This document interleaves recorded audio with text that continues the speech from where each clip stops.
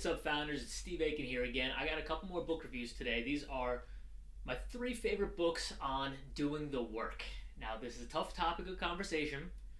A lot of entrepreneurs out there want to have a business. They don't actually want to have a business because they see the work that goes into it, and they see the highlight reel of social media and Instagram. Follow me on Instagram at Startup Black Belt. Great motivation.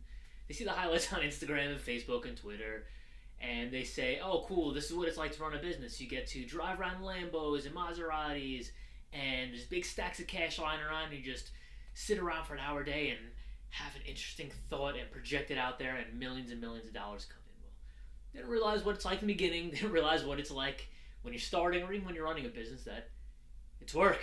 It's fun work. It's your work, but it's job. It's work. It's even more intense than a job sometimes because everything rides on you as the boss, and it takes a lot of work to get this stuff done.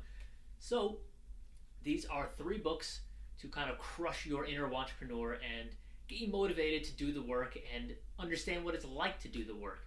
The first, I just finished reading this. I destroyed this book, read through it in almost record time. It's The War of Art by Steven Pressfield, best-selling author, Legend of Bagger Vance, and a bunch of other kind of world-renowned books that turn into movies.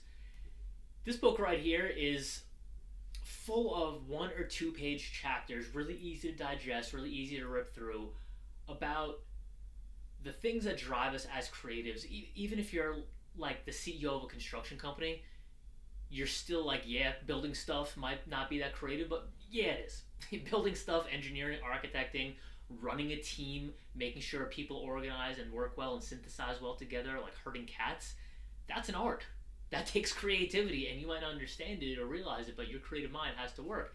This book shows you kind of what goes through the creative process, what it's like to work with your inner muses, if there is such a thing, on how, when you get a creative idea, what it's like to work through, what it's like to suffer and struggle in the beginning and say, screw it, I'm going to keep following this dream because this is what I want to do. You know, he failed more than almost anybody I've ever heard of.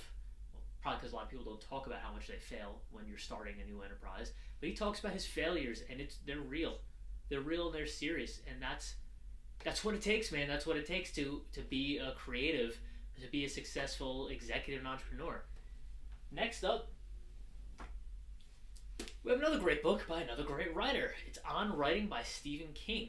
It is his nonfiction book. It starts off with, like, half the book is basically his bio, his life story, what it's like being him growing up and how he got to do the things that he was doing.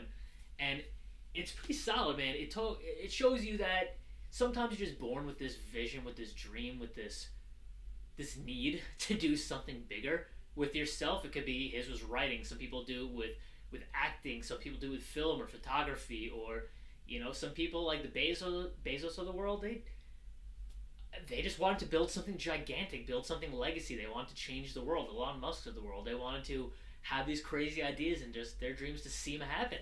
And nobody else could do it, but they can. So it's a book on a little bit about his life and how he got to be where he is and why he writes about the same crap all the time with the same settings. It's who he is, and that's about himself. But it's also about doing the work.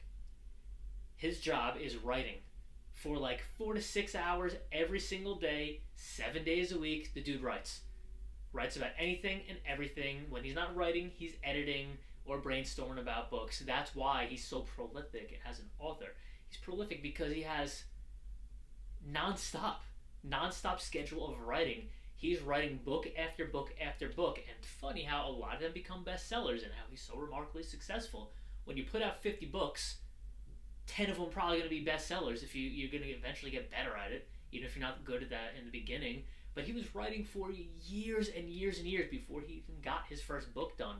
So it's a great insight on what it takes to just keep plugging at it and set a schedule for your work and get the important stuff done every single day, 5, 6, 7 days a week to get it done. The last book is, it's not something I have. It's called Make Your Bed. I did an audiobook. I'll try to put the image right over here. I'm not a video pro. I'll get the video team on that.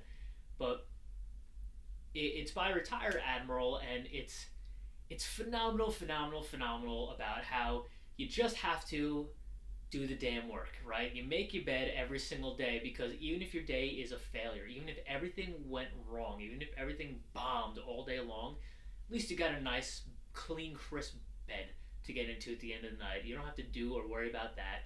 It resets it so you have a good night's sleep and have a good day the next day. Or the opposite side of that is you make your bed in the morning, you got something done. You got your first task accomplished for the day. It starts momentum rolling of what can you do next and what happens after that and all the good things you could do. Another really cool insight about the book is something that Navy SEALs go through called being sugar cookied. It's kind of a crazy thing where the drill instructor, your SEAL instructor, whatever these heroes to be call their hero coaches or trainers, they will pick someone for any reason possible, have them go dive in the freezing cold ocean, and roll around in the sand.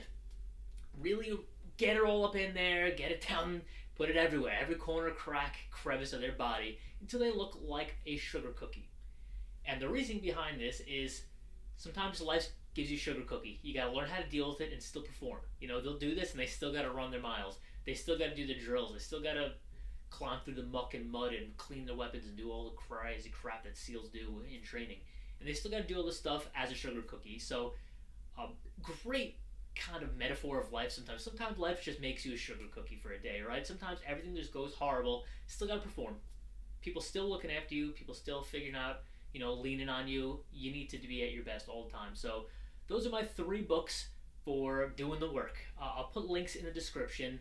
Again, you can always follow me at Startup Black Belt. Subscribe to the channel. Hit me up at startupblackbelt.com. I read every email that comes in. I read every message that comes in. Check me out. I'd love to hear from you, see what you think. And I also, I'm running out of ideas of topics for books to review. So if you have any topics, any situations you want me to review on, I've got a lot of books. Where am I? A lot of books over here. I got more down in my office. I got more down here that you can't see. I read over 100 books every year. I would love to give you some feedback, some tips, and kind of give you my best of the best for certain topics. So again, subscribe to the channel. Hit me up at Startup Black Belt, startupblackbelt.com. I'll catch you later, founders.